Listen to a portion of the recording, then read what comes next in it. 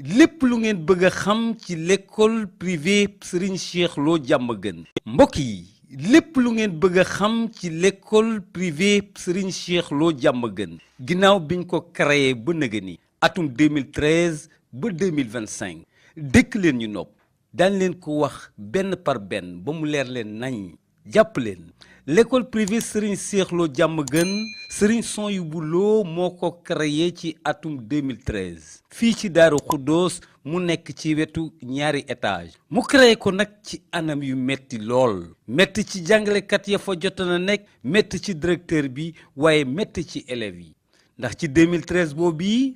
benn classe courte bu CI moo fa nekkoon amee woon lu toll ci fanweeri élèves ak benn ci lañu góorgóorlu ba jël at moomu ci ay jafe-jafe ñetti jàngalekat rekk ñoo fa nekkoon ci atum 2013 muy monsieur Fall ñu gën koo xam ci Chérif Fall ak soxna Bintu Sey ak soxna Fatou Wade ñi ñoo téye école bi nganku ko ci diirub at mi yépp jànkoonteeg tolof-tolof yu nekk mu nekkoon nag at yu metti lool biñ ci jógee ci atum 2014 l'école privée Serigne Cheikh Lo Diamaguène fexe amaat ab classe muy CP waaye nag jafe-jafe di wéy di tar di gën di metti ndax classe yooyu dañ leen a abaloon benn garage oto foofee la élèves yi nekkoon ki leen ko abaloon di Serigne Moustapha Lo Diamaguène ñu amaatoon tam beneen poqoos bu élèves yi nekk mu metti woon lool ci jàngalekat yi waaye tam metti woon ci mboolem acteurs yi ci at moomee nag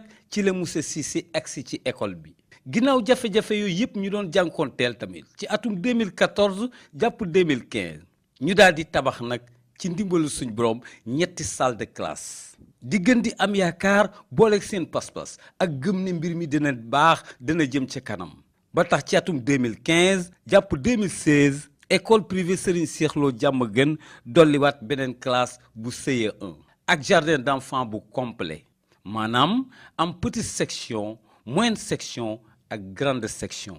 atum 2016 jàpp 2017 classe C2 bi daal di juddu ñu gën di yokk seen performance ci anam yépp ba tax 2017 ba 2018 ñu daal di créer tam une classe de CM1 de 2018 à 2019 nag classe CM2 bi daal di ñëw taxaw ci benn année bi taseek nag jàngoro bi ñu daan wax coronavirus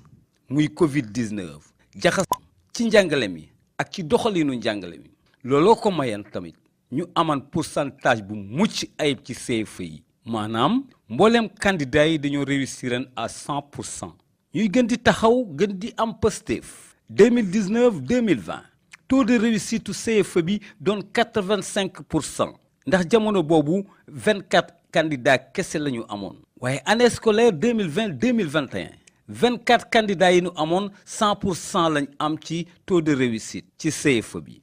2021 jàpp 2022 ñu ngi amoon 25 candidats amit 100% ci CFEE bi ci atum 2023 premier enseignant bi jëkk a am CAP ca école ba moo di monsieur Lam ci même jamono bi école bi am fukki classe ak benn présenté woon 56 candidats ci CFEE 56 candidats yépp daal di am ak Pastefu kilifa ga muy Serigne Souhaïbou Lo moo leen may lii ba tey jii ñuy wax ci atum 2025 école privée Serigne Cheikh Lo Diamaguène mu mbokk yi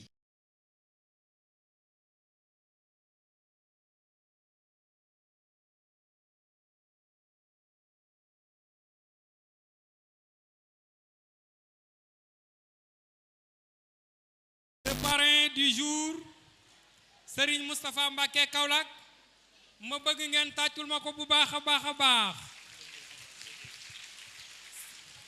Serigne Moustapha nag dafa jël